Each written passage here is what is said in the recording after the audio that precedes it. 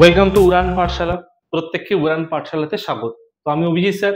তা আজকের আমাদের আলোচনার পার্ট হচ্ছে রিজিওনাল জিওগ্রাফির একটা সেকশন আছে, যেটা হচ্ছে ড্রেনেজ সিস্টেম বা রিভার সিস্টেম, যেটাকে আমরা দুটো পার্টে আলোচনা করতে পারি। একটা হচ্ছে হিমালয়ান রিভার সিস্টেম, হিমালয় অঞ্চল থেকে উৎপন্ন নদীগুলো, প্রধানত ইন্দাস, গঙ্গা, ব্রহ্মপুত্র, যেটাকে আমরা পেরিনিয়াল রিভার বা নিত্যবহ নদী বলে থাকি। আরেকটা হচ্ছে পেনিনসুলার রিভার বা উপদ্বীপীয় অঞ্চলের নদ-নদী, যেটা হচ্ছে বরফ গলা জলে নয়, এটা হচ্ছে বৃষ্টির জলে সৃষ্ট। যেমন আমরা বলে থাকি মহানদী, গোদাবরী, কৃষ্ণা, কাবেরী, নর্মদা, তাপ্তি, সবরমতী, মাহি, অনেক আছে। ঠিক আছে, তো এই নদীগুলো আমরা প্রধানত। তো আজকের আমাদের আলোচনার পার্ট হচ্ছে হিমালয়ান রিভার সিস্টেম, যেটা আমরা আলোচনা করব। ওকে, দেখো, হিমালয়ান রিভার সিস্টেমে আমরা একটা ছবি দেখতে পাচ্ছি, যেখানে একটা আমাদের বেসিক আইডিয়ার জন্য, যে তিব্বতের মানস সরোবর থেকে ব্রহ্মপুত্র নদী সাংপো নামে উৎপত্তি হয়ে এখান থেকে এসছে, অরুণাচল আসামের মধ্য দিয়ে আসামে ব্রহ্মপুত্র হয়ে এখানে বাংলাদেশে যমুনা নামে ঢুকেছে। ইভেন এখানে গঙ্গা নদী উৎপত্তি হয়ে তার উপনদীগুলো দেখতে পাচ্ছি, যে উত্তরাখণ্ড, উত্তরপ্রদেশ, ইউপি, উত্তরপ্রদেশ, তারপর বিহার, ঝাড়খণ্ড, ওয়েস্ট বেঙ্গল দিয়ে গেছে, পশ্চিমবঙ্গে ভাগীরথী, হুগলি নামে পরিচিত, বাংলাদেশে পদ্মা নামে চলে গেছে। তো এটা আমাদের কি উপনদীগুলো বোঝার জন্য, দেখো লোহিত, সুবনশিরি, গোমতী, ঘরঘোড়া, রামগঙ্গা, যমুনা, বেতোয়া, এগুলো আমাদের একটা ট্রিবিউটারিজ গুলো বোঝার জন্য এখানে আমাদের একটা ওভারঅল ম্যাপ দেওয়া আছে, যেখানে গঙ্গা আর ব্রহ্মপুত্র সম্পর্কে বলা আছে। ট্রিবিউটারিজ বলছি যখন, কি সেটা উপনদী। আমরা প্রত্যেকে জানি যে কোনো প্রধান নদীর সাথে অন্য কোনো নদী এসে মিলিত হলে তাকে আমরা উপনদী বলে থাকি। আর যদি সেই প্রধান নদী থেকে কোনো নদী বেরিয়ে যায় শাখা প্রশাখা আকারে, তাকে আমরা কি বলবো? শাখা নদী। ওকে, তো চলো আমরা শুরু করব। আমাদের ফার্স্টে হচ্ছে সিন্ধু নদ। ঠিক আছে, সিন্ধু নদ বলতে কি, যেটাকে আমরা বলে থাকি ইন্দাস রিভার। তাহলে সিন্ধু বলতে কি বলছি আমরা? দ্যাট ইজ ইন্দাস রিভার, আমরা এটাকে বলে থাকছি ইন্দাস রিভার। এবার সিন্ধু নদ যদি বলি, কোথা থেকে উৎপত্তি হয়েছে? তিব্বতের মানস সরোবর লেক থেকে উৎপত্তি হয়েছে। যদি বলে কোন গ্লেশিয়ার বা কোন হিমবাহ, আমরা বলবো বোখারছু গ্লেশিয়ার থেকে উৎপত্তি হয়েছে। তাহলে আমরা একটু ছবির মাধ্যমে যদি বোঝার চেষ্টা করি, এই হচ্ছে ধরো ভারতের নর্দার্ন পার্টটা, ভারতের নর্দার্ন পার্টটার ম্যাপটা যদি আমরা দেখি, যেটা আমাদের সিন্ধুর বোঝার জন্য কিছুটা হেল্প করবে, নর্দার্ন পার্টের ম্যাপটা। তাহলে মানস সরোবর লেক এখানে, এইখান থেকে নদীটা উৎপত্তি হয়, এইখান থেকে বলতে তিব্বতের মানস সরোবরের বোখারছু গ্লেশিয়ার থেকে উৎপত্তি হয়ে নদীটা এইখানে রয়েছে আমাদের তিব্বতে কৈলাস পর্বতমালা, কৈলাস পর্বতের মালার তলা দিয়ে এসে এই এন্টার করছে লাদাখে। লাদাখে যে ভ্যালি দিয়ে এন্টার করছে, যে উপত্যকা দিয়ে ভারতে এন্টার করছে, সেই উপত্যকার নাম হচ্ছে Demchok valley, Demchok valley, Demchok valley. আর যদি বলে কোন ভিলেজ, কোন ভিলেজের মধ্যে দিয়ে এন্টার করছে, তাহলে আমরা এখানে লিখে দিচ্ছি দ্যাট ইজ দুমটি ভিলেজ। তাহলে কোন ভিলেজ দিয়ে এন্টার করছে? দুমটি ভিলেজ দিয়ে এন্টার করছে, এটা আমরা বুঝতে পারলাম। এবার এখান থেকে যখন ঢুকেছে, ওপরে রয়েছে আমাদের লাদাখ আর নিচে রয়েছে জাসকার। তাহলে সিন্ধু নদী কোন কোন পর্বতমালার মধ্যে ঢোকার সময় লাদাখ আর জাসকার পর্বতমালার মধ্যে যে বিস্তৃত হয়েছে, পরবর্তী ক্ষেত্রে লাদাখ আর কারাকোরামের মধ্যে দিয়ে। তাহলে ফার্স্টে এন্ট্রি নিচ্ছে লাদাখ আর জাসকার পর্বতমালা। কোন ভ্যালি বললে? তেমচক ভ্যালি। কোন ভিলেজ বললে? দুমটি ভিলেজ। সিন্ধু নদ তিব্বতের মানস সরোবরের উত্তরে অবস্থিত বোখারছু হিমবাহ থেকে উৎপন্ন হয়েছে, যেটা আমরা বললাম বোখারছু গ্লেশিয়ার। তিব্বতী ভাষায় সিন্ধু নদীর নাম হচ্ছে সেঙ্গো জাম্বো বা সিঙ্গি খাম্বান। আমরা এই জায়গাটা থেকে বেশি এই নামটা বেশি শুনেছি, তাতে সিঙ্গি খাম্বান, এটা আমরাকে বলি কি সিং খাবাব, কিন্তু তিব্বতী ভাষায় অ্যাকচুয়াল নাম কি সিঙ্গি খাম্বান। ঠিক আছে, মোট দৈর্ঘ্য কত? 2880 কিলোমিটার। তাহলে সিন্ধুর মোট দৈর্ঘ্য আমরা পেয়ে গেলাম 2880 কিলোমিটার। কিন্তু এখানে একটা জিনিস বোঝার আছে, সিন্ধু কি শুধু ভারতের মধ্যে দিয়ে গেছে? না, তিব্বতে উৎপত্তি হয়েছে, যেটা বর্তমানে চীনের দখলে। এদিক থেকে ভারতের মধ্যে দিয়ে গিয়ে পিওকে এর মধ্যে দিয়ে গিয়ে পাকিস্তানে প্রবেশ করে গেছে। তাহলে তিব্বত, ভারত, পাকিস্তান তিনটে দেশের মধ্যে দিয়ে প্রবেশ করেছে। কোনো নদী যদি তিনটে দেশের মধ্যে দিয়ে যায় বা একের বেশি দেশের মধ্যে দিয়ে যায়, তাকে আমরা কি বলবো? তাকে আমরা বলবো হচ্ছে ট্রান্স রিভার। ওকে, আর এই যে ট্রান্স রিভারের কথা আমরা বলছি, তাহলে এটা কোন অঞ্চল থেকে উৎপত্তি হয়েছে? হিমালয় অঞ্চল থেকে। তাহলে এটাকে আমরা কি বলবো? এটাকে আমরা বলবো ট্রান্স হিমালয়ান রিভার। তাহলে ইন্দাসের কারেক্টার কি পেয়ে গেলাম? Trans Himalayan river. তাহলে 2880 কিলোমিটার পুরোটা তো ভারতের মধ্যে দিয়ে যায়নি, তার আমরা কতটা ভারতের মধ্যে দিয়ে দেখতে পাচ্ছি, দেখো তিব্বতে গেছে হচ্ছে 320 কিলোমিটার, 320 কিলোমিটার কোথা দিয়ে গেছে, তিব্বতের মধ্যে দিয়ে গেছে 320 কিলোমিটার। ওকে, তার মধ্যে ভারতে কতটা রয়েছে, ভারতে রয়েছে 709 কিলোমিটার। এই জায়গাটা বোঝো, এই মুহূর্তে ভারতের এই অঞ্চলটা, যে অঞ্চলটা আমরা দাগ টানলাম, এই অঞ্চলটা পাকিস্তানের দখলে, যেটাকে আমরা বলি কি পিওকে, পাকিস্তান অকুপাইড কাশ্মীর আমরা বলে থাকি, পিওকে আমরা বলে থাকি। ওকে, এই যে পিওকে এর মধ্যে দিয়ে যাওয়ার আগে ভারতে যেটুকু রয়েছে এইখান থেকে এতটা অব্দি, ভারতে যেটুকু রয়েছে ওটা 709 কিলোমিটার, 709। যদি পিওকেটাকে ধরে নিই যে including PoK, Indus river length in India including PoK, তাহলে অ্যান্সার হয়ে যাবে 1114 কিলোমিটার। তাহলে এই জায়গাটা একটু খেয়াল রাখবো। সিন্ধু নদীর ভারতে দৈর্ঘ্য 709 কিলোমিটার, ভারতের সিন্ধু নদীর দৈর্ঘ্য পিওকের অংশকে যুক্ত করে 1114 কিলোমিটার। সাধারণত আমাদের 709 বেশি কাজে লাগে। সিন্ধু করাচির নিকট গিয়ে কোথায় পড়েছে, করাচির নিকট এসে করাচি পোর্টের কাছে এসে গিয়ে আরবিয়ান সিতে পড়েছে, সেটা এখানে বলা আছে। সিন্ধুর উপনদী শিয়ক, শিয়ক মানে যেটা আমরা বলি শোক, SHYOK, সিন্ধুর উপনদী শিয়ক বা শোক, যেটা কাশ্মীরের সিন্ধুর সাথে মিলিত হয়েছে। তাহলে শায়ক শোক নদী, শোক হচ্ছে সিন্ধুর ডান তীরের উপনদী, মানে এই ওপরের অঞ্চল থেকে একটা নদী আসছে, ওপরের অঞ্চল থেকে একটা নদী আসছে সিন্ধুর সাথে মিশছে, ওপর থেকে নিচের দিকে আসছে, এটা হচ্ছে শোক। সিন্ধুর কোন দিকে, ডান তীরের উপনদী। ওকে, নেক্সট, সিন্ধু বা ইন্দাস নদীর প্রধান যে 5টি উপনদী রয়েছে, ঝেলাম, ঝেলাম মানে কি, ঝেলাম মানে হচ্ছে দ্যাট ইজ আমরা বলতে পারি বিতস্তা, ঝেলাম মানে বিতস্তা। এই ঝেলাম নদীর দৈর্ঘ্য কত, 724 কিলোমিটার। চেনাব মানে হচ্ছে চন্দ্রভাগা, চন্দ্রভাগা কত, 960 কিলোমিটার। নেক্সট, রাভি মানে হচ্ছে ইরাবতী, কত, 720 কিলোমিটার। বিয়াস মানে হচ্ছে বিপাশা, বিপাশা হচ্ছে 470 কিলোমিটার, যেটা আমরা বলতে পারি সিন্ধুর সব থেকে ছোট উপনদী। আর সতলেজ মানে হচ্ছে শতদ্রু, যেটা হচ্ছে 1450 কিলোমিটার, যেটা সিন্ধুর সব থেকে বড় উপনদী। তাহলে সিন্ধুর প্রধান 5টা উপনদী আমরা পেয়ে গেলাম, এবং এই সিকোয়েন্সই মাথার ছবি আমরা দেখব, ঝেলাম, চেনাব, রাভি, বিয়াস, সতলেজ। ওকে, এখানে বিতস্তা, চন্দ্রভাগা, ইরাবতী, বিপাশা, শতদ্রু, এগুলো আমরা দেখতে পেলাম, যারা আমরা লেন্থও দেখতে পেলাম কোথা থেকে এই লেন্থ গুলো এসছে। তার মধ্যে সতলেজ বা শতদ্রু দীর্ঘতম, 1450, দেখেই বুঝতে পারছি। সব থেকে ছোট কোনটা, বিয়াস বা বিপাশা, 470 কিলোমিটার, ভারতের সীমানায় অবস্থিত। এবার সাতলেজ আর ইন্দাস দুটোই তিব্বত থেকে উৎপত্তি। দেখো সাতলেজ, ইন্দাস তো তিব্বত থেকে উৎপত্তি, সিন্ধু সেটা জানলাম। সাতলেজ কোথা থেকে অরিজিন হয়েছে, দেখো সাতলেজের অরিজিন, শতদ্রুর উৎপত্তি হচ্ছে এই এর নিচেই রয়েছে হচ্ছে আমাদের রাকাস তাল, রাক্ষস হ্রদ, রাকাস তাল বলা হয়, রাকাস তাল, রাকাস তাল, তাল মানে হচ্ছে লেক বা হ্রদ, রাকাস তাল এই অঞ্চল থেকে উৎপত্তি হয়েছে। উৎপত্তি হয়ে শতদ্রু নদী এইরকম ভাবে এসছে, এসে পাকিস্তানে চলে গেছে। ঠিক আছে, এটা হচ্ছে আমাদের কোন নদী, এস মানে সাতলেজ, শতদ্রু নদী। তাহলে মানস সরোবরের নিচের দিকে অংশে রয়েছে রাকাস তাল বা রাক্ষসের হ্রদ, যেখান থেকে আমাদের উৎপত্তি শতদ্রু, যেটা সিন্ধুর সব থেকে বড় উপনদী। এর দুটোই থেকে উৎপত্তি তিব্বতে, যেটা বর্তমানে চীনের দখলে, ওখান থেকে উৎপত্তি। ঝিলাম বা বিতস্তা, যেটা আমরা 724 কিলোমিটার বললাম, কাশ্মীর থেকে উৎপত্তি হয়েছে। ঝিলাম বা বিতস্তার উৎপত্তি কোথায়, আমরা বলতে পারি ঝিলাম বা বিতস্তার উৎপত্তি হচ্ছে ভেরি নাগ স্প্রিং। ভেরি নাগ স্প্রিং বলতে আমরা বলতে পারি যে ভেরি নাগ প্রস্রবণ, এটা কোন পর্বতমালায় অবস্থিত, পীর পাঞ্জাল, আমরা শর্টে লিখলাম পিপি, পীর পাঞ্জাল পর্বতমালার ভেরিনাগ প্রস্রবণ থেকে উৎপত্তি। চেনাব বা চন্দ্রভাগা, রাভি বা ইরাবতী, বিয়াস বা বিপাশা, এই সবকটা নদী হিমাচল প্রদেশ থেকে উৎপত্তি। ঠিক আছে, সবকটার হিমাচল প্রদেশ থেকে অরিজিন। যদি চেনাব বা চন্দ্রভাগা আমরা বলি হিমাচল প্রদেশের অরিজিন, তিনটেই হিমাচল প্রদেশ থেকে অরিজিন। তাহলে আমরা পেয়ে গেলাম কি, ঝেলাম, 5টা প্রধান উপনদীর মধ্যে ঝেলাম হচ্ছে ভেরিনাগ স্প্রিং বা পীর পাঞ্জাল পর্বতমালা থেকে উৎপত্তি।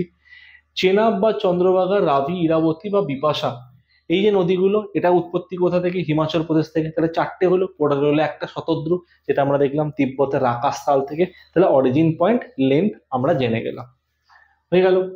নেক্সট পরবর্তী স্লাইডে আমরা দেখব বিয়াস একমাত্র নদী যেটি ভারতের মধ্যে সীমাবদ্ধ, অর্থাৎ ট্রান্স বাউন্ডারি রিভার। আমরা trans Himalayan river, trans boundary river already বলেছি। ভারতের মধ্যে সীমাবদ্ধ। বিয়াস মানে কি, বিয়াসের উৎপত্তি হচ্ছে হিমাচল প্রদেশ। এবং এইটা কি হয়েছে, এই বিয়াস সব থেকে যেটা ছোট উপনদী 470 কিলোমিটার, এটা কার সাথে গিয়ে মিশেছে? আমরা যদি ছবি দেখি, ছবিতে দেখবো এই যে শতদ্রু আসছে হিমাচল প্রদেশ থেকে, এই বিয়াস এসে এরকম ভাবে মিশে গেছে। এটা হচ্ছে কি, এটা হচ্ছে বি। বি মানে কি, বি মানে হচ্ছে বিয়াস, যেটাকে আমরা বিপাশা বলছি। তো এই বিয়াস নদী এসে মিশেছে। বিয়াস আর সাতলেজ, দেখো বিয়াসের উৎপত্তিও ভারতের মধ্যে, মিশেছেও ভারতের মধ্যে। তাহলে বিয়াস আর সাতলেজ যেখানটায় মিলিত হচ্ছে, এই অঞ্চলটার নাম কি? এই অঞ্চলটার নাম হচ্ছে পাঞ্জাবের হারিকে। এই অঞ্চলটার নাম কি? হারিকে। হারিকে, হারিকে জায়গাটা কোথায়? পাঞ্জাবের হারিকে নামক স্থানে গিয়ে মিলিত হয়েছে। এই জন্য বলছে কি, এটা ট্রান্স বাউন্ডারি রিভার নয়। এটা ট্রান্স বাউন্ডারি রিভার নয় বলতে কি বোঝাচ্ছে, পুরোটাই ভারতের মধ্যে রয়েছে। বিয়াস এবং সতলেজ এই দুটো নদী কাশ্মীরের ভিতর দিয়ে যায়নি, কেন? দুটোই হিমাচল প্রদেশ। 1960 সালে, এবার এই জায়গায় ঢোকার আগে আমরা একটা কথা বলি, যে আমরা নদীগুলো যদি দেখি, তাহলে ওপর থেকে যদি নদীগুলোকে সাজাই, তাহলে আমাদের বোঝার সুবিধার্থে আমি একটা ছবি দেখাচ্ছি, তোমাদের বুঝতে সুবিধা হবে। দেখো, ইন্দাস ওপর দিয়ে গেছে, তারপর রয়েছে ঝেলাম, চেনাব, রাবি, বিয়াস, সতলেজ। তাহলে এখানে ইন্দাস, ঝেলাম, চেনাব, রাবি, বিয়াস, সতলেজ, তাহলে 6টা নদী পেয়ে গেলাম। একটা প্রধান নদী আর 5টা উপনদী। এই যে 6খানা নদী পেলাম, ওপরের 3টে, 1, 2, 3, ইন্দাস, ঝেলাম, চেনাব, এই ওপরের 3টে নদীর 80% জল কাকে দিয়ে দিতে হবে? পাকিস্তানকে দিয়ে দিতে হবে। এই চুক্তিটা কাদের মধ্যে হয়েছিল? ভারত পাকিস্তানের মধ্যে হয়েছিল। ভারতের পক্ষ থেকে এই চুক্তিতে পার্টিসিপেট করেছিল কে? জওহরলাল নেহেরু। পাকিস্তানের সেকেন্ড প্রেসিডেন্ট ওই চুক্তিতে ছিল আইয়ুব খান। এই চুক্তিতে কি বলা হয়েছে? 1960 সালের 19শে সেপ্টেম্বর বলা হয়েছে, এই ইন্দাস, ঝেলাম, চেনাব, সিন্ধু, বিতস্তা, চন্দ্রভাগা 3টে নদীর 80% জল কাকে দিয়ে দিতে হবে? পাকিস্তানকে দিয়ে দিতে হবে। এবং সেই চুক্তিতে মানা হয়েছিল। এবং পরবর্তীকালে তোমরা জানো, পেহেলগাঁও অ্যাটাকের পর বা উড়ি অ্যাটাকের পর থেকে এই চুক্তিটা নিয়ে সরকার চিন্তা ভাবনা করছে, এবং পেহেলগাঁও অ্যাটাকের পর থেকে চুক্তির জল পুরোটাই আটকে দেওয়ার মতো চিন্তা ভাবনা চলছে। তো সেটাই বলা হয়েছে যে 1960 সালে সিন্ধু চুক্তি অনুসারে বিয়াস, রাবি, সাতলেজ জল প্রবাহের নিয়ন্ত্রণে ভারতের হাতে থাকে, কিন্তু ইন্দাস, ঝেলাম, চেনাব এই 3টে নদীর 80% জল প্রবাহের নিয়ন্ত্রণ যায় পাকিস্তানের হাতে। মানে 80% জল কাকে দিতে হবে? পাকিস্তানকে দিতে হবে। আর এই চুক্তিটা কার্যকরী হয়েছিল কবে? 1961 সালের 12ই জানুয়ারি কার্যকরী হয়। আর চুক্তিটা কবে স্বাক্ষরিত হয়? 60 সালের, তার আগের বছর 1960-এর 19শে সেপ্টেম্বর। নীলাম বা কিষান গঙ্গা, এটা খুব ইম্পর্টেন্ট পয়েন্ট। নীলাম বা কিষান গঙ্গা ঝিলামের উপনদী। তাহলে নীলাম বা কিষান গঙ্গা কি? ঝিলাম, যে প্রধান নদী, ঝিলামের উপনদী। ঝিলাম নদীর তীরেই আমাদের কাশ্মীরের ডাল লেক অবস্থিত। আর ওই ডাল লেকের আশেপাশের অঞ্চলেই শ্রীনগর শহরটা। কখনো যদি বলে শ্রীনগর শহর, এটা কাশ্মীরের রাজধানী, কোথায় অবস্থিত? ঝিলামের পার্শ্ববর্তী অঞ্চলে অবস্থিত। উড়ি ড্যাম কোন নদীর ওপর? পরীক্ষা এখান থেকে র্যান্ডম কোশ্চেন দেবে, এই স্লাইডটা খুব ইম্পর্টেন্ট। উড়ি ড্যাম কোন নদীর ওপর অবস্থিত? ঝিলাম নদীর অবস্থিত। ঝিলাম বা বিতস্তার তীরে কোন শহর? এই মাত্র বললাম, শ্রীনগর শহরটা অবস্থিত। এই যে এইটা হচ্ছে খুব ইম্পর্টেন্ট পয়েন্ট, ঠিক আছে, ডবল স্টার এইটা। দে এই সালাল ড্যাম, বাকলিহাট ড্যাম আর ডালহস্তি জলবিদ্যুৎ প্রকল্প গড়ে উঠেছে কোন নদীর ওপর? চেনাব ড্যামের ওপর। এই সালাল ড্যামের ওপর ভারত পুরো কন্ট্রোল নিয়ে নিয়েছে, মানে ভারত একটুও জল দিচ্ছে না, পুরো সিল করে দিয়েছে একদম, ঠিক আছে। মানে জল একদম পেহেলগাঁও অ্যাটাকের পর থেকে একদম এখন অব্দি জল ছাড়েনি। তো এই সালাল ড্যাম, বাগলিহাট ড্যাম আর দুলহস্তি হাইড্রো ইলেকট্রিক প্রজেক্ট, এটা কোন নদীর ওপর? চেনাব নদীর ওপর। এটা পরীক্ষায় প্রায় কোশ্চেন আছে যে সালাল ড্যাম কোন নদীর ওপর। রঞ্জিত সাগর ড্যাম বা থিন ড্যাম ইরাবতী বা রাবির ওপর। বিপাশা বা বিয়াস নদীর তীরে কোন শহর অবস্থিত? মানালি। তাহলে আমরা বলতে পারি Manali is on the bank of Bipasha বা বিয়াস রিভার। ওকে, এই বিয়াস কিন্তু সব থেকে ছোট উপনদী, যেটা 470 কিলোমিটার বলেছিলাম, সিন্ধুর সব থেকে ছোট উপনদী। নেক্সট, নদীগুলো দেখতে পাচ্ছি, আমাদের আইডিয়া হয়ে গেল। এবার আমরা বলি না নদীগুলো পাঞ্জাবে মিলিত হয়েছে। এই পাঞ্জাব, যে পাঞ্জাব 5টা নদীর মিলনস্থল পাঞ্জাব, এই পাঞ্জাব কিন্তু ভারতের পাঞ্জাব নয়, এটা কিন্তু পাকিস্তানের পাঞ্জাব, ঠিক আছে, পাকিস্তানের পাঞ্জাব প্রভিন্স। নেক্সট, বিয়াস বা বিপাশা বা বিয়াসের উপর পং ড্যাম লার্জি হাইড্রো ইলেকট্রিক প্রজেক্ট গড়ে উঠেছে। কোন নদীর উপর কোন ড্যাম দেওয়া আছে? এটা কিন্তু মোস্ট ইম্পর্টেন্ট। আগের স্লাইডও দেখলে, এই স্লাইডও, এটা কিন্তু পরীক্ষা থেকে কোশ্চেন দেবে। ভাকরা নাঙ্গাল ড্যাম, ঠিক আছে, অন্যতম উচ্চতম বাঁধের মধ্যে কনসিডার করা হয়। নাফতা ঝাঁকরি ড্যাম বা নাফতা ঝাঁকি ড্যাম শতদ্রু বা সতলেজ নদীর উপর গড়ে উঠেছে। এই ভাকরা নাঙ্গাল ড্যাম হচ্ছে হিমাচল প্রদেশ, খুব ভাইটাল রোল প্লে করে পাঞ্জাবের এগ্রিকালচারের জন্য, এটা ভাইটাল রোল প্লে করে থাকে। নেক্সট, এবার এই যে নদীগুলো আমরা বললাম যে ইন্দাসের ক্ষেত্রে এই নদীগুলোর সঙ্গে যেই অ্যাডিশনাল ইনফরমেশন গুলো, বিশেষ করে এই যে দুটো স্লাইড, এইটা আর পরের স্লাইডে এই যে ইনফরমেশন গুলো, এগুলো কিন্তু মাথায় রাখার চেষ্টা করবে। এখান থেকে কিন্তু পরীক্ষায় র্যান্ডম কিন্তু কোয়েশ্চেন্স দিয়ে থাকে, খেয়াল রেখো। নেক্সট, গঙ্গা নদী। গঙ্গার মোট দৈর্ঘ্য ভারতের দীর্ঘতম নদী এবং মোট দৈর্ঘ্য কত দেখতে পাচ্ছ, 25 কিলোমিটার। আর গঙ্গার উৎপত্তি হুমায়ুন হিমালয়ের গঙ্গোত্রী হিমবাহের গোমুখ গুহা থেকে ভাগীরথী নামে উৎপত্তি হয়েছে। এই জায়গাটা খুব বোঝার বিষয়, ঠিক আছে, ভাগীরথী নামে উৎপত্তি হয়েছে। এখানটা আমরা একটু ছবির মাধ্যমে বোঝার চেষ্টা করব। দেখো, যদি আমরা বলি এই হুমায়ুন হিমালয়ের গঙ্গোত্রী হিমবাহের গোমুখ গুহা, তাহলে এইটা ধরে নাও গঙ্গোত্রী হিমবাহ। গঙ্গোত্রী হিমবাহের গোমুখ গুহা থেকে আমাদের উৎপত্তিকার ভাগীরথী নদী, ভাগীরথী নদীর উৎপত্তি। তাহলে এই নদীকে আমি কি বলছি, এই নদীকে আমি বলছি দ্যাট ইজ ভাগীরথী। ভাগীরথী বলতে পারছি। এই ভাগীরথী নদীর মোট দৈর্ঘ্য কত, 205 কিলোমিটার।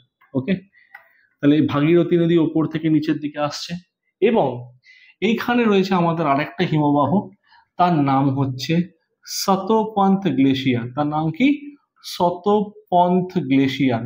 এই শতপন্থ গ্লেশিয়ার থেকে উৎপত্তি হয়ে আসছে হচ্ছে আমাদের অলকানন্দা। তাহলে এই নদীর নাম কি, অলকানন্দা।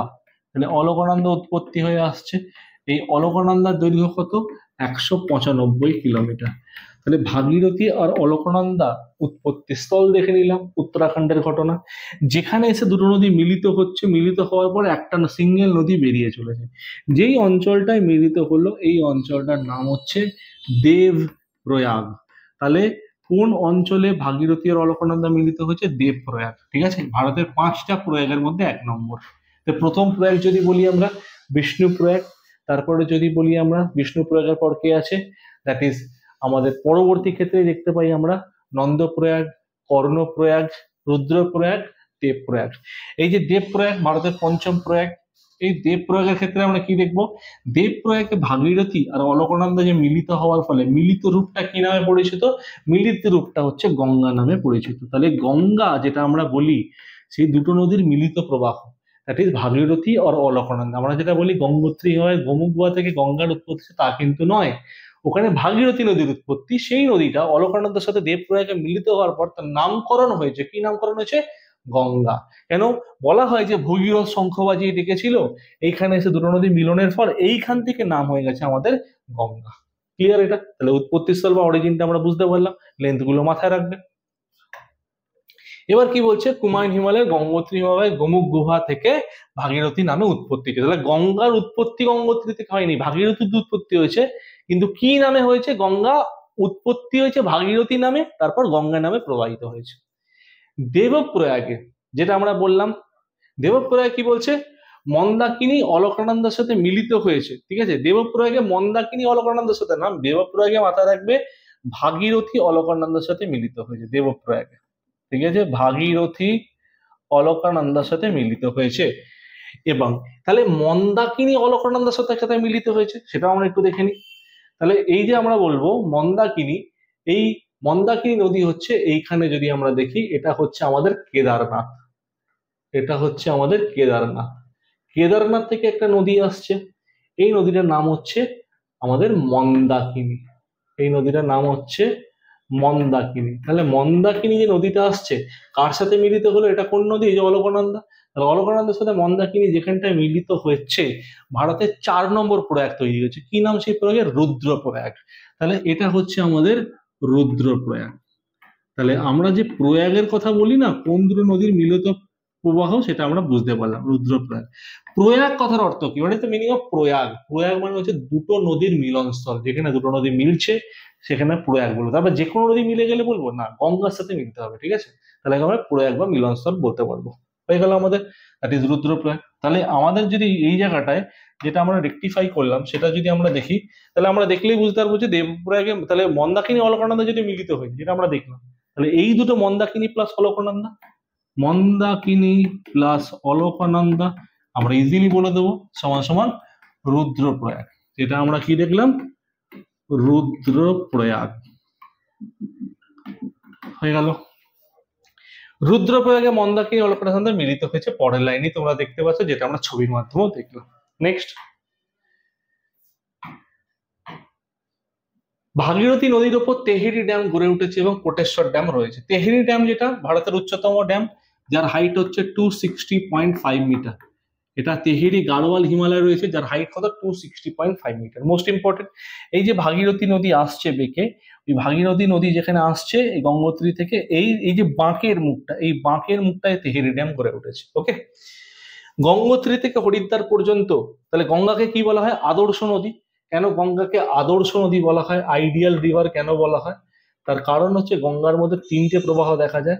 একটা হচ্ছে আপার ফ্লো মানে উচ্চ গতি, একটা হচ্ছে মিডিল ফ্লো মানে মধ্যগতি, একটা হচ্ছে লোয়ার ফ্লো বা নিম্ন গতি। তাহলে আপার ফ্লো আমি কাকে বলছি?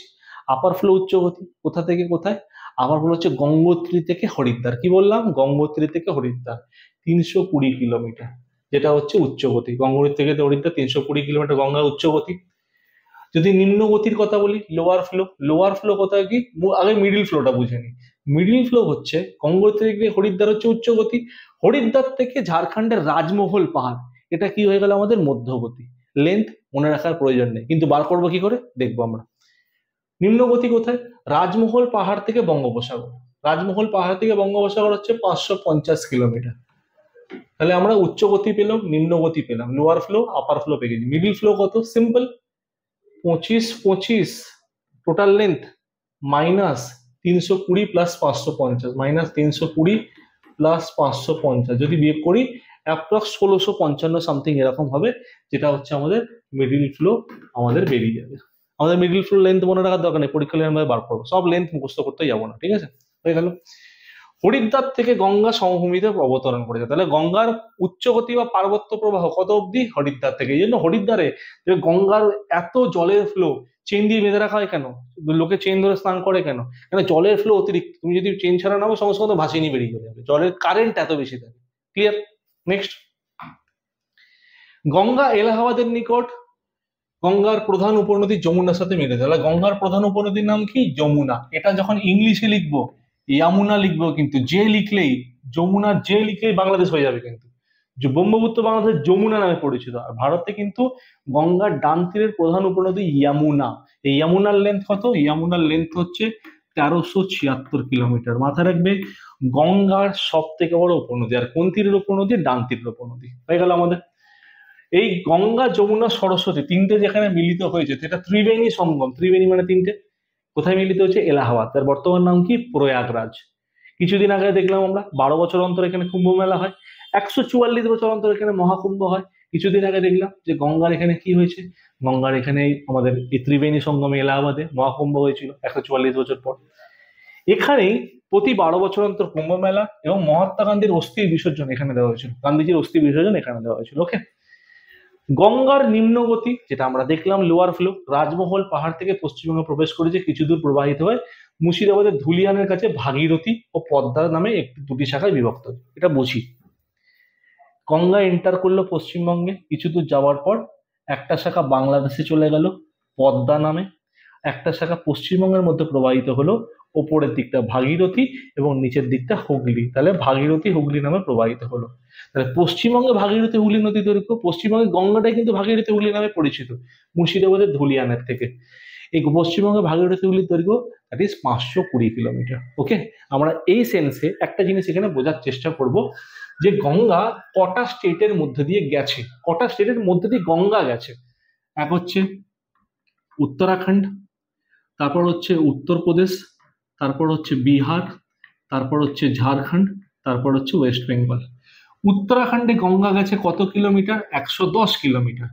উত্তরপ্রদেশে গঙ্গা গেছে 1340 কিলোমিটার, বিহারে 445 কিলোমিটার, ঝাড়খণ্ডে আবার 110 কিলোমিটার, ওয়েস্ট বেঙ্গলে 520 কিলোমিটার। আমরা যদি টোটালটা যোগ করি, গঙ্গা যেটা লেন্থ 2525 কিলোমিটার, 25 কিলোমিটার পেয়ে যাবো আমরা। তাহলে কোন স্টেটে কত গেছে পেয়ে গেলাম। গঙ্গা কটা রাজ্যের মধ্যে দিয়ে গেছে কত কিলোমিটার পেয়ে গেলাম। কোয়েশ্চেন যদি হয় গঙ্গা নদী অববাহিকা কটা রাজ্যের মধ্যে দিয়ে গেছে, তখন অ্যান্সার চেঞ্জ হয়ে যাবে। নদী অববাহিকা যদি বলে 11টা রাজ্য। কি হবে? 10টা রাজ্য আর একটা দিল্লি। দিল্লি রাজ্য নয়, কেন্দ্রশাসিত অঞ্চল। তাহলে 10টি রাজ্য আর একটি কেন্দ্রশাসিত অঞ্চল দিল্লি, এতগুলো জায়গার মধ্যে দিয়ে, মানে 11টা অঞ্চলের মধ্যে দিয়ে, 10টা রাজ্য একটা কেন্দ্রশাসিত অঞ্চল, 11টা অঞ্চলের মধ্যে দিয়ে বা রাজ্য বা কেন্দ্রশাসিত অঞ্চলের মধ্যে দিয়ে গঙ্গা প্রবাহিত হয়েছে গঙ্গা রিভার বেসিন, নদী অববাহিকা রয়েছে, প্রবাহিত হয়েছে 5টা রাজ্য, নদী অববাহিকা 11টা। খেয়াল করবে গন্ডগোল যেন না হয়। গঙ্গা বাংলাদেশে কি নামে প্রবেশ করেছে? গঙ্গা বাংলাদেশে পদ্মা নামে প্রবেশ করেছে, এবং ব্রহ্মপুত্র বাংলাদেশে কি নামে প্রবেশ করেছে? যমুনা। এই যমুনাটা কিন্তু JAMUNA, এই যমুনাটা কিন্তু দ্যাট ইজ যমুনা। ওকে, তাহলে পদ্মা যমুনা দুটো ব্যাপার আমরা বুঝলাম, এর সাথে মিলিত হয়েছে। ওকে, নেক্সট। এরপর পদ্মা যমুনার মিলিত প্রবাহ বাংলাদেশে কোন নদীর সাথে মিলিত হয়েছে? মেঘনার সাথে মিলিত হয়েছে, বঙ্গোপসাগরে পড়েছে। এই মেঘনা নদী যেটা বলছি আমরা, মেঘনা নদীর অ্যাকচুয়াল উৎপত্তি হচ্ছে আমাদের ভারতের মণিপুর রাজ্যে থেকে উৎপত্তি, মণিপুর হিল থেকে। ভারতে সেই নদীটার নাম বারাক, BARAK। বাংলাদেশে যখন এই নদীটা ঢুকেছে দুটো নামে ঢুকেছে, সুইমা আর কুশিয়ারা। এই দুটো নদী মিলিত প্রবাহ হচ্ছে মেঘনা নামে পড়েছে। তো আমাদের অত ডিটেলস লাগবে না, খালি এটুকু মাথায় রাখো, পদ্মা মেঘনা মিলিত হয়েছে বঙ্গোপসাগরে যখন ফাইনালি পড়েছে, বাংলাদেশের কথা, বঙ্গোপসাগরে যখন ফাইনালি পড়েছে বাংলাদেশের মধ্যে দিয়ে মেঘনা নামে বঙ্গোপসাগরে পড়েছে। এবং যেখানে মেঘনা পড়েছে সেখানে এই পদ্মা মেঘনার এই অঞ্চলটায়, এবং ভাগীরথী, গঙ্গা, মেঘনা, পদ্মা, ব্রহ্মপুত্র এই অঞ্চলটায় কি হয়েছে? ভারতের বৃহত্তম বদ্বীপ গঠিত হয়েছে, বা পৃথিবীর বৃহত্তম বদ্বীপ গঠিত। নাম কি? সুন্দরবন। ক্লিয়ার? এটা আমরা জানি প্রত্যেকে। পশ্চিমবঙ্গের মুর্শিদাবাদ থেকে হুগলি জেলা পর্যন্ত ভাগীরথী নামে। হুগলি জেলা বলতে এখানে আমরা মাথায় রাখবো, হুগলি নয়, অ্যাকচুয়াল যদি জায়গা বলি আমরা, অ্যাকচুয়াল জায়গা হচ্ছে নদিয়ার নবদ্বীপ। নবদ্বীপ পর্যন্ত, ঠিক আছে, নবদ্বীপ পর্যন্ত হচ্ছে ভাগীরথী, আর নবদ্বীপ থেকে বঙ্গোপসাগর অব্দি নাম হচ্ছে হুগলি, নিয়ে বঙ্গোপসাগরে পড়েছে। আর গঙ্গা, ব্রহ্মপুত্র, মেঘনার বদ্বীপ পৃথিবীর মধ্যে বৃহত্তম বদ্বীপ, নাম কি? সুন্দরবন। ওকে, সুন্দরী গাছ থেকে সুন্দরবন এসছে। গঙ্গার বাম তীরের উপনদী, গঙ্গার যদি বাম তীরের উপনদী বলি, রামগঙ্গা, গোমতী, ঘরঘরা, গন্ডক, কোশি। ছবি ফার্স্ট স্লাইডে ছিল, আবার দেখাবো। ডান তীরের উপনদী কি? গঙ্গার ডান তীরের উপনদী যদি বলি, সোন, যমুনা, তামাশা, পুনপুন, ডান তীরের উপনদী। গঙ্গার তীরে কোন কোন শহর অবস্থিত? কলকাতা, নবদ্বীপ, পাটনা, বারাণসী, এলাহাবাদ, কানপুর, হরিদ্বার। এগুলো গঙ্গার তীরে তীর্থ কেন্দ্র, ঠিক আছে। আর গঙ্গার প্রতি আমাদের কি রয়েছে? আস্থা বা রিলিজিয়াস বিলিফ জড়িয়ে রয়েছে, ঠিক আছে। সভ্যতা, নদী কেন্দ্রিক ভারতের সভ্যতা, নদীর চারপাশে ভারতের সভ্যতাগুলো গড়ে উঠেছে। এবার যদি আমরা যদি গঙ্গার উচ্চগতি, গঙ্গোত্রী থেকে হরিদ্বার বলেছিলাম 320 কিলোমিটার, 320 কিলোমিটার। নিম্নগতি বলে দিয়েছিলাম যে আমাদের 550, আর মধ্যগতি হরিদ্বার থেকে পশ্চিমবঙ্গ সীমানা মানে রাজমহল পাহাড়, মাথায় রাখা, যাকে ক্রাউন অফ ঝাড়খণ্ড বা ঝাড়খণ্ডের মুকুট বলা হয়, 1655। গঙ্গার তিনটি নদী স্পষ্ট বলে গঙ্গাকে আদর্শ নদী বলা হয়, আমি আগেই দেখিয়ে দিয়েছি ওখানে। গঙ্গার প্রধান উপনদী যমুনা, আমি বলেছিলাম লেন্থ কত? 1376 কিলোমিটার, লেখা আছে। যমুনোত্রী হিমবাহ থেকে উৎপন্ন হয়ে এলাহাবাদে প্রয়াগে এসে ডান দিকে মিলিত হয়েছে, গঙ্গার ডান তীরে সব থেকে বড় উপনদী। চম্বল, বেতোয়া, কেন, এগুলো অ্যাডিশনাল ইনফরমেশন, কোশ্চেন কঠিন হলে। চম্বল, বেতোয়া, কেন যমুনার উল্লেখযোগ্য উপনদী। তাহলে যমুনার সব থেকে, গঙ্গার উপনদী যমুনা, যমুনার উপনদী আবার চম্বল। তাহলে চম্বল প্রধান উপনদী। এই চম্বল নদীর তীরে কোটা শহর অবস্থিত, রাজস্থানের কোটা।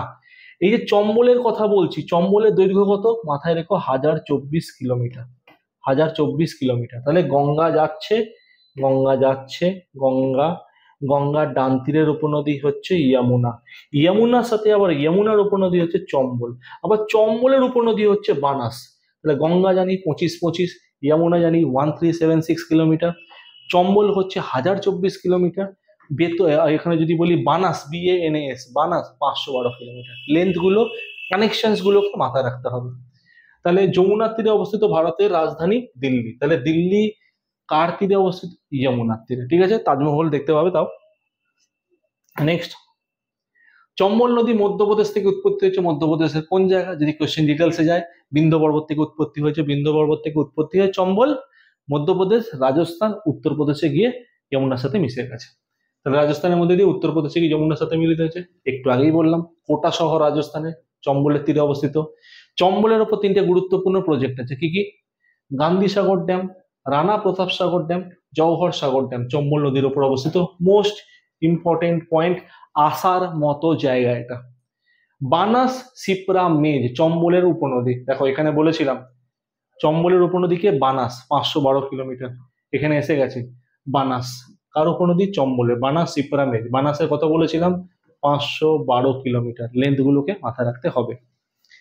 সোন নদী, দক্ষিণ দিক থেকে উঠে এসে উত্তর বিহারের দানাপুরে গঙ্গার সাথে মিলিত হয়েছে।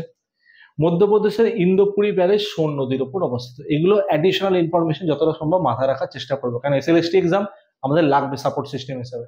নেক্সট, এবার আমরা যেটা বলছিলাম ছবি পাবে, এই হচ্ছে গঙ্গার ছবি। গঙ্গার ছবি এই যে গেছে, তো গঙ্গা রিভার বেসিন দেখতে পাচ্ছ, কত বড় এলাকা নিয়ে রিভার বেসিন। তাহলে আমাদের একটা আইডিয়া হয়ে যাচ্ছে, প্রথম স্লাইডে আমি দেখিয়েছিলাম রামগঙ্গা, গোমতী, ঘরঘড়া, গন্ডক, কোশি। আর কোশিকে কি বলা হয়? কোশিকে বিহারের দুঃখ বলা হয়। এবং পশ্চিমবঙ্গের দুঃখ বলা হয় আগে দামোদরকে, কোশিকে বিহারের দুঃখ বলা হয়। তার কারণটা কি? তার কারণ হচ্ছে কোশি নদীতে প্রায় বন্যা লক্ষ্য করা যায়। ওকে, ঘরঘরা মানস সরোবরের নিকট উৎপত্তি। মানস সরোবর তোমার গঙ্গার বাম তীরের উপনদী। নেপালে এই নদী কি নামে পরিচিত? কর্ণালী। কোশ্চেন কঠিন হলে এখান থেকে কিন্তু তুলবে, কর্ণালী নদী নামে পরিচিত। আর ঘরঘরা এর প্রধান উপনদী সরয়ু, আর এই সরয়ুর তীরেই অযোধ্যা, আমাদের যে উত্তরপ্রদেশে অযোধ্যা তৈরি হলো মন্দির, এই অযোধ্যা কোন নদীর তীরে অবস্থিত? সরয়ু নদীর তীরে অবস্থিত। কোশি প্রায় গতিপথ পরিবর্তন করে, বন্যার প্রচুর ক্ষয়ক্ষতি হয়। কোশিকে কি বলা হয়? একটু আগে বললাম, সরো অফ বিহার বা বিহারের দুঃখ। আর বাংলার দুঃখ বললে অ্যান্সার হবে দামোদর। নেক্সট, পরবর্তী নদী আমরা আসবো ব্রহ্মপুত্র। ব্রহ্মপুত্রের মোট দৈর্ঘ্য, ব্রহ্মপুত্রের মোট দৈর্ঘ্য কনসিডার করা হয় 2900 কিলোমিটার। ঠিক আছে, কোথাও কোথাও আমরা 3700 পেয়ে থাকি, দ্যাট ইজ কনসিডারেবল লেন্থ। এটা হচ্ছে কনসিডারেবল লেন্থ, 2900 কিলোমিটার। তিব্বতের মানস সরোবরের নিকট চেমাইউংদুং হিমবাহ থেকে উৎপত্তি। চেমাইউংদুং যদি দেখি, এই হচ্ছে দেখো এই জায়গায় ব্রহ্মপুত্রের অরিজিন, চেমাইউংদুং।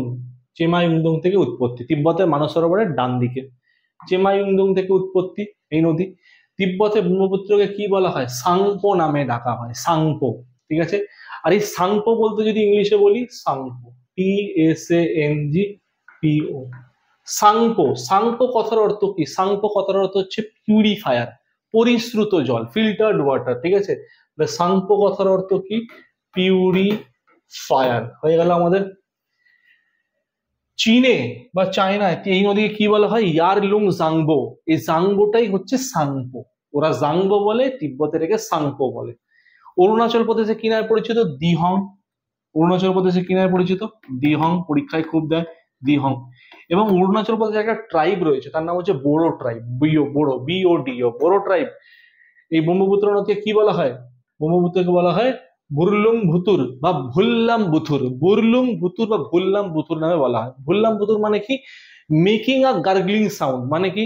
আমরা গার্গেল করলে যেরকম আওয়াজ হয়, এখানে জলগুলো পাথরের মধ্যে ছলছল করে ধাক্কা খাওয়ার সময় এইরকম আওয়াজ সৃষ্টি। ওকে, আর বাংলাদেশে কি নামে ঢুকেছে? যমুনা নামে ঢুকেছে। যমুনা যে বাংলাদেশ, ইয়ামুনা ওয়াই ইন্ডিয়া। যমুনা হলে ব্রহ্মপুত্রের নাম, যমুনা হলে ইন্ডিয়াতে গঙ্গার উপনদী, ডান তীরের বড় উপনদী। ব্রহ্মপুত্র ভারতে অরুণাচল প্রদেশের নামচা বারোয়া একটা পর্বত রয়েছে, নামচা বারোয়া পর্বতের কাছে এন্ট্রি নিয়েছে। নামচা বারোয়ার হাইট কত? পর্বত এই যে পিকটা যেটা একদম অরুণাচল প্রদেশে অবস্থিত, এর হাইট হচ্ছে 7782 মিটার। পিক কিন্তু কিলোমিটার হবে না, মিটার। যেটা অরুণাচল প্রদেশে কি নামে প্রবেশ করেছে? দিয়ং নামে প্রবেশ করেছে। এবং আসামের সাদিয়ার কাছে এই দিহং নদীটি দিবং ও লোহিত নদীর সাথে মিলে যায়। তাহলে আসামের সাদিয়ার কাছে দিহং, দিবং, লোহিত তিনটি নদী মিলিত হয় একসাথে একটা নাম তৈরি করেছে, নাম ব্রহ্মপুত্র। আর আসামে কি নামে পরিচিত? ব্রহ্মপুত্র নামে পরিচিত এই নদী। কিছু দূর ধুবড়ির কাছে কি, ধুবড়ি কিন্তু আসামে, ধুবড়ির কাছে কি এই নদীটা এসে ধুবড়ির কাছে এসে বাঁক নিয়ে বাংলাদেশে যমুনা নামে ঢুকে গেল। ধুবড়ির কাছে দক্ষিণ বাহিনী হয়ে ব্রহ্মপুত্র নদী যমুনা নামে কি হলো? বাংলাদেশে প্রবেশ করলো। বাংলাদেশে যমুনা নদীর দৈর্ঘ্য কত?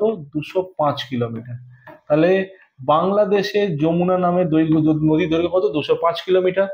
এবং অবশেষে যমুনা কার সাথে মিলিত হয়েছে? পদ্মা। এদিক থেকে আসছে পদ্মা, পদ্মার সাথে মিলিত হয়েছে, যেটা পশ্চিমবঙ্গ থেকে একটা শাখা পদ্মা নামে বাংলাদেশে চলে গেছে। তাহলে পদ্মা যমুনা মিলিত হলো, এটা যমুনা, এটা পদ্মা মিলিত হলো। তা পদ্মা যমুনা মিলিত হলো, তাহলে এই পদ্মা নদীর দৈর্ঘ্য কত বাংলাদেশে? পদ্মা নদীর দৈর্ঘ্য হচ্ছে 356 কিলোমিটার। তাহলে বাংলাদেশে পদ্মার দৈর্ঘ্য কত? 356। বাংলাদেশের যমুনার দৈর্ঘ্য কত? 205 কিলোমিটার। হয়ে গেল। এবং পরিশেষে অবশেষে পদ্মার সঙ্গে মিলে বঙ্গোপসাগর হয়েছে। তাহলে যমুনা পদ্মা মিললো, কিছু দূর পদ্মা নামে গেল, মেঘনা নদী এলো, পদ্মার সাথে মিশলো, মিশে বঙ্গোপসাগরে মেঘনা নামে পড়ে গেল, সুন্দরবন ক্রিয়েট করলো, যেটা আমরা আগেও বললাম। ব্রহ্মপুত্রের উল্লেখযোগ্য উপনদীগুলোর মধ্যে কি? সুবনশিরি, ধানসিরি, বারাক, কামেং, মানস, বুড়িদিহাং, দিসাং, কপিলি, তিস্তা, তোরসা, রায়ডাক, জলঢাকা অসংখ্য আছে।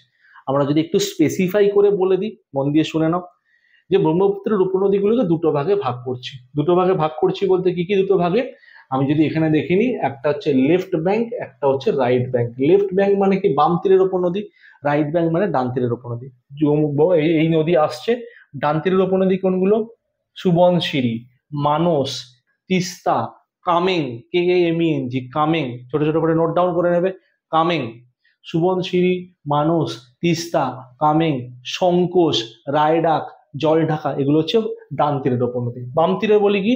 দিবং, লোহিত, ধানসিঁড়ি, কপিলি, এখানে একটা নেই, কোলং, এগুলো হচ্ছে বাম তীরের উপনদী।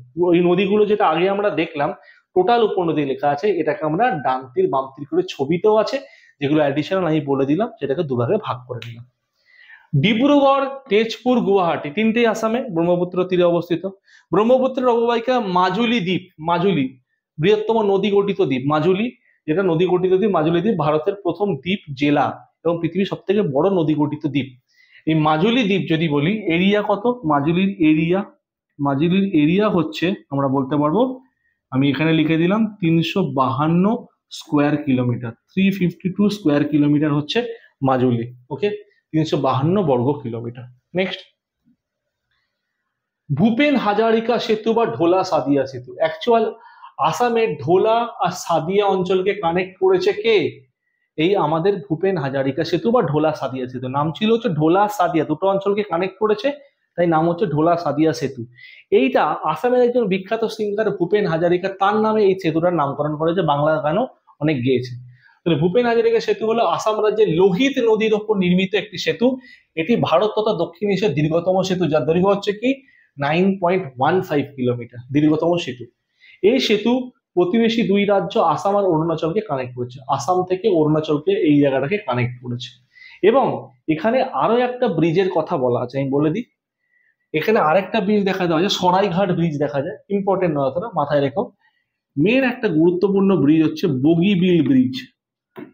বগিবিল ব্রিজ, বগিবিল ব্রিজ কি?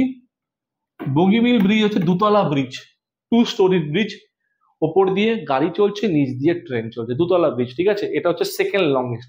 এর দৈর্ঘ্য কত? 4.94 কিলোমিটার, ঠিক আছে। বগিবিল ব্রিজ আসামের মধ্যেই, কিন্তু আসামের মধ্যেই রয়েছে, ব্রহ্মপুত্র নদীর ওপর এটা কানেক্ট করেছে, ঠিক আছে। এটা কি করছে? আসামের ব্রহ্মপুত্র নদীর ওপর তিনসুকিয়া ডিস্ট্রিক্টের ওপর জোরহাট ভিলেজকে কানেক্ট করছে, যেটা কি করছে ওই রাস্তা দিয়ে আমরা কোথায় যেতে পারছি? অরুণাচলে যেতে পারছি। এই দুতলা ব্রিজ তৈরি করার কারণ কি? এই দুতলা ব্রিজ, বগিবিল ব্রিজ এতটাই মজবুত করা হয়েছে যে আর্মি যদি 100খানা ট্যাঙ্ক একসাথে নিয়ে যাওয়া হয়, ব্রিজের কিছু হবে না। এটাকে তৈরি করা হয়েছে পরবর্তীকালে যদি ভারতের সঙ্গে চীনের কোথাও বিবাদ দেখা যায় অরুণাচল প্রদেশ সীমান্তে, ভারতের তাড়াতাড়ি ট্রুপ বা সেনাবাহিনী বা বড় বড় আর্মার ট্যাঙ্ক গুলোকে যাতে পাঠাতে পারে, এই জন্য এই ব্রিজ তৈরি করা হয়েছে। That is Bogibeel bridge. মাথায় রাখবে, লেন্থ আমরা লিখলাম। ওকে, তাহলে যেই জিনিসগুলো বললাম এগুলোকে খেয়াল রাখবে, এবং পরবর্তী ক্ষেত্রে আমরা এই তিনটে নদী যে আলোচনা করলাম, পরবর্তী ক্ষেত্রে আমরা ইন্দাস, হিমালয়, ব্রহ্মপুত্র তিনটে নদী নিয়ে আসবো এবং সেখানে আলোচনা করব। হিমালয় নদীর পার্ট কমপ্লিট।